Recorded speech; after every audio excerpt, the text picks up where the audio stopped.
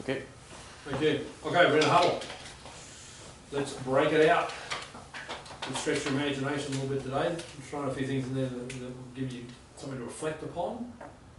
Especially Greg, whose mind is so full of his wedding plans that it's a little bit of an interruption, but you know, just squeezing some thoughts in there.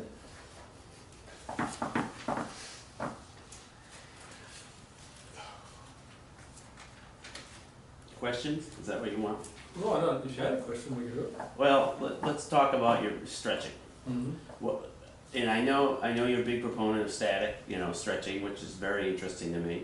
But what is your response to the research or the things that talk about static stretching making you weaker? Initially, specifically straight after the stretch. Okay. So what did you think about the research in the 60s and 70s that said squatting is bad because it stretches your ligaments in your knee, destabilises the knee, and you'll get more injuries from it? What did you think about that? I know we went around watching it then, but there was research in the 60s. Yes, I understand. I remember that. I haven't finished, so it's warming up. Good. So then we go into the 70s and 80s. What do you think about the research that said the squat's obviously bad, the leg extension is really good? Mm-hmm. See, for me this is, well, I could keep going. What about you think about the research that said the body doesn't need any extra protein? You just need 0.7 grams per kilogram of body weight, and that's all you need. The athlete does not need any more than the normal person. Mm-hmm. Remember that research? Mm-hmm. What about the research that said you don't need any extra vitamins? You're just getting enough healthy food. I can go on forever. So the fact that research exists is irrelevant, and I've paid a personal price. That's not real correct. When I came out of one of my surgeries after I got hit by a one-ton vehicle, I believed them. This is very early 80s. I got on that ice kinetic device and I kicked the crap out of that leg extension. I was back in surgery within months because I wore out the hyaline cartilage underneath my patella for life because I believed them. So since then, I kind of formed my own opinion. So I don't give a rat's ass. You can go any research you want. What I do is I do it long enough with enough people to reach my own conclusions. I can talk about what I think the motivation is, and we can have that chat, but I want to make it real clear. I am so uninterested in the research and only interested in my personal experiences. Now, one of the most intelligent men in the last 100 years in America, a man called Buckminster Fuller, said, one day I decided to jettison everything I've been taught to believe and operate only on my personal experiences. Now that man had more patents than anyone else in American history. He's been recognised by more industries than anyone I know. One of the most intelligent people in America. People loved him. He disregarded everything he'd been taught to believe and operated only on his own personal experiences. Isn't that interesting? Because everyone else is conditioned to believe you can't actually form an opinion unless it's in research. So let's talk about research. How does something get to be researched? Who's driving the research? Depends who paid for it. Thank you. You give me research that is not commercially influenced. What percentage of research didn't actually happen? What percentage of published articles, the research didn't happen? No, might be a small percent, but it happens. I wrote a book once, and I referenced an article, I referenced some research about water with special alchemist water, or had some magical properties to do certain things. And I wrote about it and I put it in my book, and guess what? It later turned out that the research was never done. It was fabricated. And unfortunately for the researcher, when I say unfortunately, because they should all be thrown out, he was actually severely penalised in his profession. And I say only unfortunately because he wasn't a lone ranger. He obviously pissed someone off. Mm-hmm. I would venture a guess that the percentage of research that doesn't actually happen is quite high. Now, why did isokinetic devices in the 80s get so much research written about them? Do you know how much it cost to buy an isometric device, an isokinetic device in those days? 60 to 80 grand. That sale might have been worth investing in a little bit of research. So yeah, I have sort of respect for the academics and the researchers, but I've got zero interest in what they produce. I'm only interested in what I've concluded. And that is so anti, it was the Bible said, and if it wasn't in the Bible you couldn't do it, then it's research said, and if there's no research that you can't do it. But if an athlete's standing on the podium, knowing that what they did is not supported by research, do you think there is a single athlete on the planet that cares? No. Not at all. You know, you're a coach, you know what I'm talking about. They just want to know that they're going to go to the Olympics or the finals or the championship, and they'd like to win it. So in your experience, you have found static stretching not to make somebody weaker initially afterwards. That's, I guess, a rephrasing of the statement. Can I just make one comment Allow me to make that comment, Chris. about that? That logic alone, what you said, static stretching may make you weaker, therefore maybe we shouldn't do it. That logic alone doesn't make sense because strength training also makes you weaker right after you do it, but yet we still do strength training. Right. Right, so you have to look deeper than just what will it make you weaker or not. Yeah, so Chris has obviously heard me talk on this subject on that one, because when we wake up in the morning, after our 8 hours sleep, do we feel better for it in the first 5 minutes? How's your When you wake- when you how's your wake up- performance? No, I'm talking about it, I'm just talking about it. So you, because this is not a debate, you've asked me, does static stretching make you weaker? And I just want to explain something to you. Okay. Nearly everything in your life has an impact in the short and the long term. Right. So that if I go and do a 3 RM in an exercise, and 10 seconds later I do a 3 RM, am I weaker or stronger? Initially afterwards, weaker. And how long would it take for me to be stronger? 24 to 48 hours. Well, you know, it might be 5-10 minutes, I don't know. Right. And then I could go again and I might exceed it. Now let me throw another variable at you. If I've never done maximum strength training and I go and do if I was able to do a maximum strength lift, which is probably not possible, how would it take me longer to recover from it? Yes. Another question for you. The way the stretching was done in any research article, would that be the same conditions or the same method I'm using? Because this is what happens. When strength training was first used in sport in the 1960s in mass, it was rejected after a while. Because the coaches concluded it made them muscle bound. Now, I sat next to a coach who did exactly this. A swim coach, who in the 60s, to his credit, gave it a go. He said, I bought all the magazines, I bought the manuals, and I bought the equipment, I gave it a go, and I was getting more injuries, and they were getting muscle bound, so I threw it out. And it was 20 years before I went back to it. That is the reality. They embraced it, it didn't work, they threw it out, they said strength training is bad. Is it possible that the way they conducted strength training was not optimal? Sure. Absolutely. So, we can, is it accurate to say strength training does X? Because is there different ways to do strength training? Sure. I can say, I don't want to do strength training because I don't want to get big.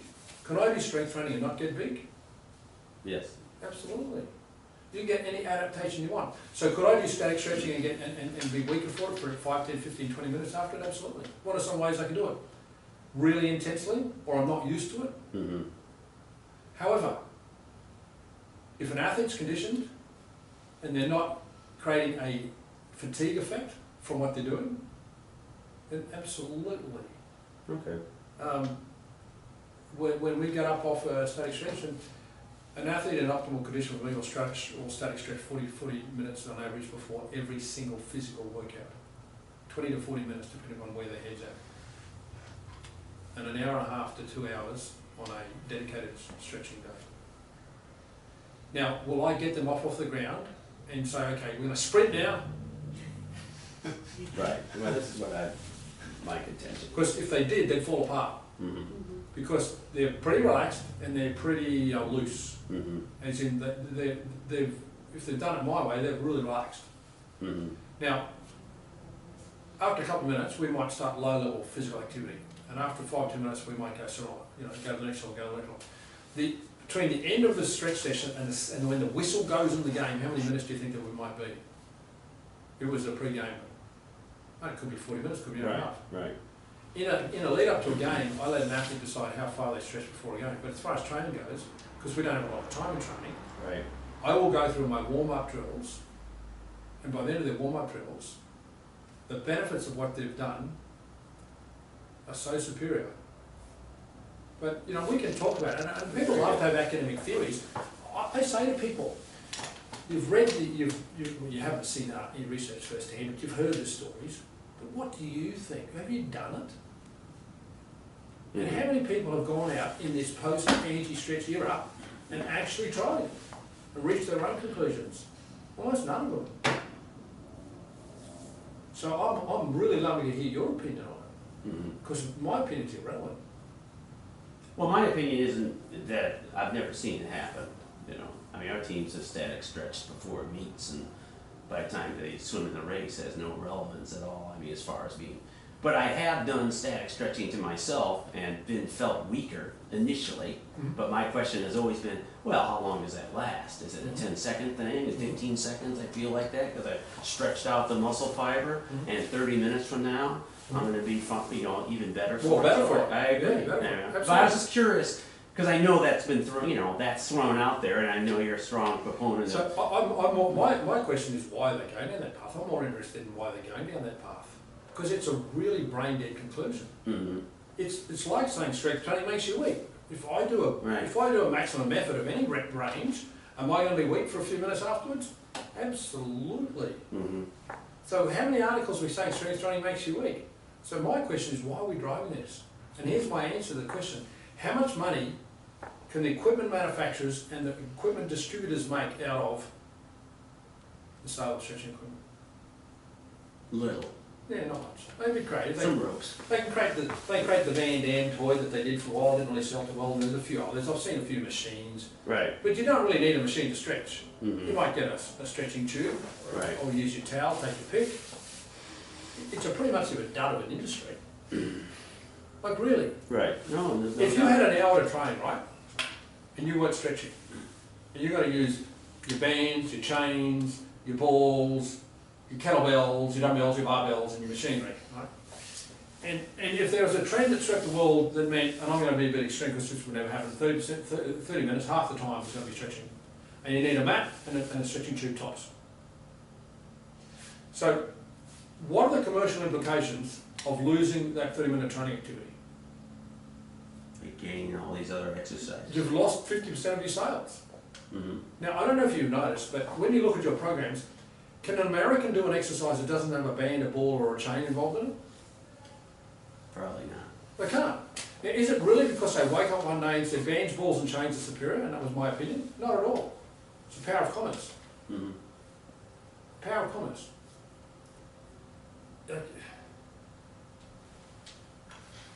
Ed Cohn, sitting beside him in a seminar in Canada one day, something in the audience says, what about chains? And he said, what about bands? What about this? And he was just deadpan face. It was so funny. One of the strongest men in the world, pound for pound. Like, I've got to tell you straight, not only are they not superior, in many cases, they're actually damaging. Mhm. Bands in particular. Using bands and all this exercise we've talked about today is actually inappropriate. So, stretching will never be allowed to be recommended until they work out how to make money from it, number two. And that's just the equipment manufacturers. Then we've got to talk about the therapy industry. Because if I'm selling joint replacements, and if I'm selling anti-inflammatories, painkillers, sleeping aids, antidepressants, and it goes on and on and on, do I really want the world to stop getting injured? If you've got an injury and you go to a physical therapist, what's one of the things they tell you to do to fix your injury? Don't do the exercise, but that's a no. Well, what's a common thing? Do you think many therapists will say we need to do a bit of stretching? Do you think stretching is part of a therapist's thing? It's reasonably common. Right. Well, if it works to solve the problem, why don't we work to prevent the problem? Mhm. The world is doing less and less stretching and more training, and more weird and wonderful crap. And guess what's happening? You've been around the block a few times, so the injury rate's increasing. Oh, sure. I'm not talking about slightly. Mhm. I'm talking about, I don't know, 4, 5, 6 times more than 20 years ago. At this rate, you won't find an athlete that's not injured. I mean, when someone has a shoulder surgery in swimming, I say, really? Is the water that hard? Did the water tackle them? They run on the wall at high speed? Oh, how are we getting a shoulder surgery? I mean, you and I know that the potential for there, because it's a repetitive activity. Right. And if the joint is not in the right. Yeah, so the potential's there, but Right. like, I don't know if you were swimming or coaching in the 1980s, but I didn't meet anybody who had surgery in the 1980s in swimming. Mhm. I didn't meet them. well, we're still going to Olympics, we're still doing pretty well at the Olympics, we're still, go fast forward 20, 30 years later and, whew. So yeah, tragically it is true, I'm a big fan of injury prevention, and stretching is a big part of my injury prevention plan. And unfortunately, I apologise to the drug industries and the physical therapists. My goal is to make them unemployed and bankrupt. I've been in sporting teams where the physical therapist has put a sign on the door, gone surfing, because there's nothing for them to do. And I'll tell them up front, my goal is to make them unemployed. Mm-hmm. I'm very popular, of course. Not. So yeah, I'm happy to go down that path, and I'm happy that nobody's coming with me. If an athlete embraces getting injured because they want to perform, knock themselves out. I love to study cause-effect relationships. So I'm watching. You do this, you get that, great. I'll tick the box. I've learned something from your injury. They're not my responsibility. So if I want to make my team faster, quicker, Mm-hmm. stretching would be the way, because it's Absolutely. not being done. Absolutely. I mean, I don't do stretching. I mean, it's never been an organized thing, Mm-hmm. because it's always about time. Yep. You know, and I value some of those other things because because you're just trying. So I introduced a dryland program, a dryland swimming program, in a junior swimming program in the northeast about 2 years ago, or about 18 months ago. Great content, great people, being taught really well, and I went back there this year. They're still doing it, but it's now optional. 25% of the squad turning up to do it. Because the coach's value is that I'm not going to give up my swimming time for it. Right. And you know what I'm saying? Oh, absolutely. It's tough. How do I give my swimming time? But I say this, how can you sleep at night knowing that you're shortening their connective tissue, leading them to the pathway, you're leading lambs to the slaughter, and then saying it's optional if you want to correct it, if you want to reverse it, it's optional, you don't have to do it. I'm not going to provide it for you, I'm just going to damage you. Because in the short term they'll swim faster, but in the long term you're injuring them. And I just don't get how that can be optional. If I have a duty of care to somebody, and this will come in, unfortunately, the legal wheels will kick in sport in a massive way.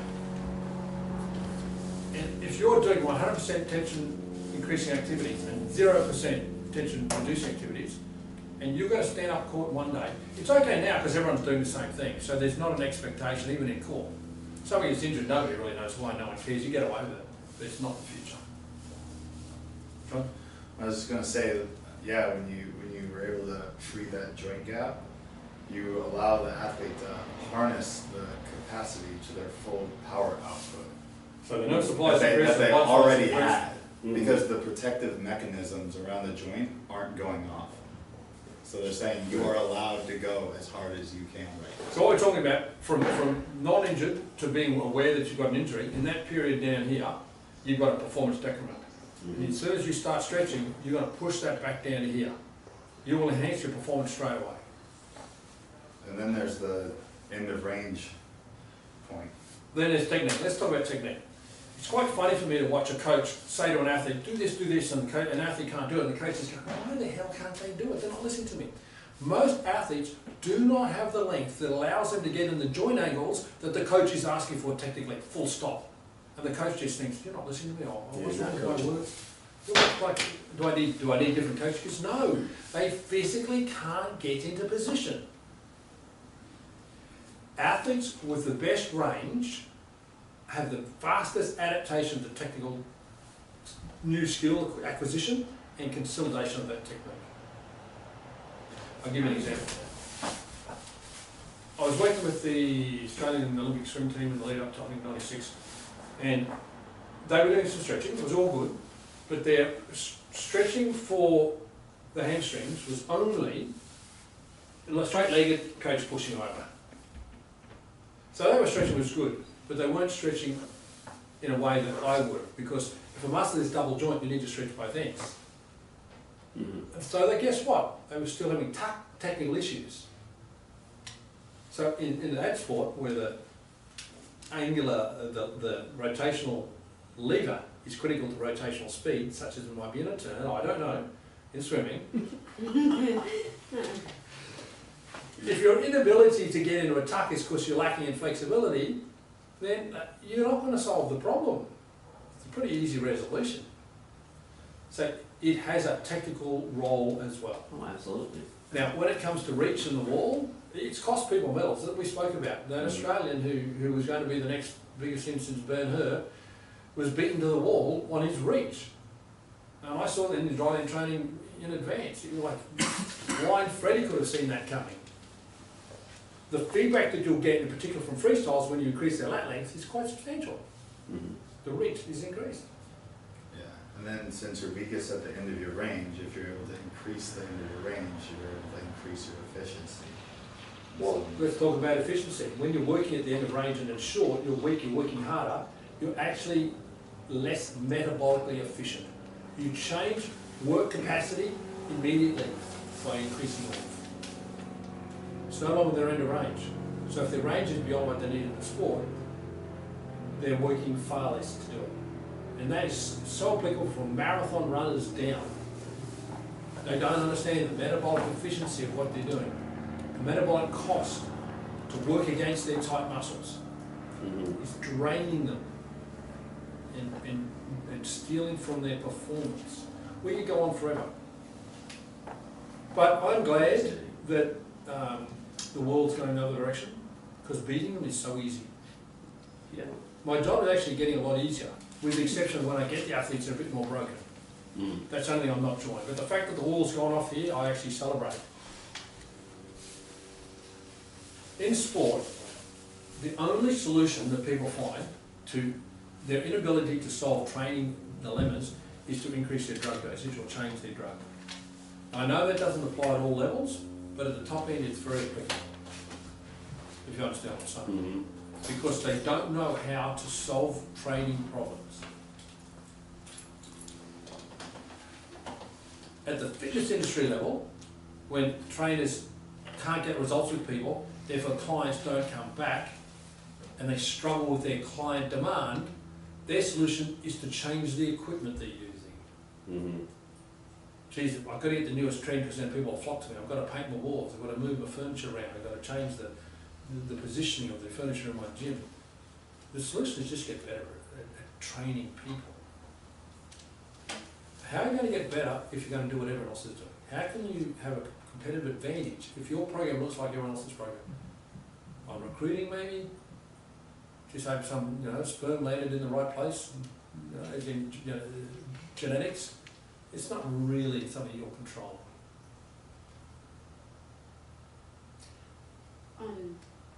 Is there a way to get better at recognizing the transfer of technical models? Exactly. Okay. Just make sure I'm on the same page. I mean, like if you have, let's say you're working, it's just like the deadlift. If you're looking at a deadlift Yes. you're doing at the gym, Mhm.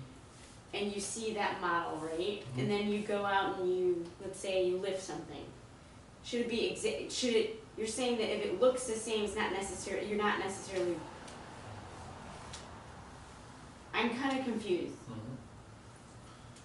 As to what to look for. I think I know where Is she's that- going. I think don't where she's know, going. I don't know what to look for. So there's client feedback, Mm-hmm. and then there's measurable goals, like can this person lift more? Can this person run faster? When I clocked them, Oh, when they did it, was it faster? Were they doing it better?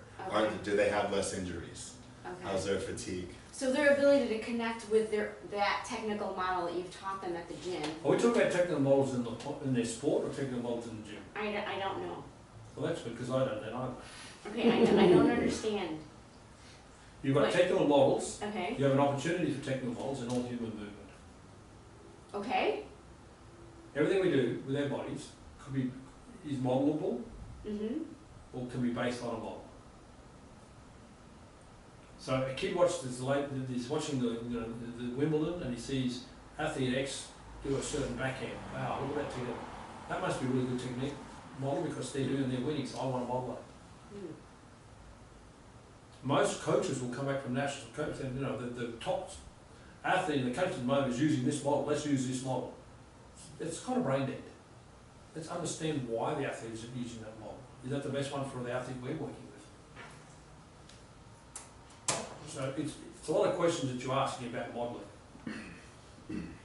Now as far as the gym goes, the strength training, if you understand my specificity continuum, is not as highly specific as speed training or as endurance training. They both need to be more specific. So you could do something like a squat, or a deadlift. So let's say you use a deadlift, and it doesn't have to look exactly like the sport. The key is what you're doing going to transfer, or is it going to damage you? A kettlebell swing is going to damage you, unless your sport is backflips, back somersaults, backwards diving. You know, there's very few sports that So have that, transfer to it. so you're saying that that model of swinging weight in front of you like that is not gonna be productive It's not going to transfer. or Not transfer what? to anything? Well, I just said 4 things. It could. Okay. The wall throwing backwards. Good wall throwing. So people are just wasting their time Oh yeah, absolutely. and Well, hurting themselves and hurting as themselves in they're ways. doing it. They're decreasing their athletic performance and causing themselves injuries. Yeah, absolutely. Or if they're not in sport, just So why don't they understand that? because the same reason we spoke about today. How many people are in touch with their bodies? Do you think there's people out there saying, "Shit, I don't think it's right, but I don't think I should do it anyway"? What did that young girl the other day? And how many sessions? 6 in the pool, 3 in so 9 a week at the age of 12. Did she kind of have a feeling that it was hurting her body or she wasn't actually improving? Did she Yes. sense that? Yes, But did she also have another value, which was, I think I want to do it to impress, to keep mum happy, or because yeah. she had conflicting values. So most people have the ability to be in touch with their body, but choose to override that with another value because I think it more will be better.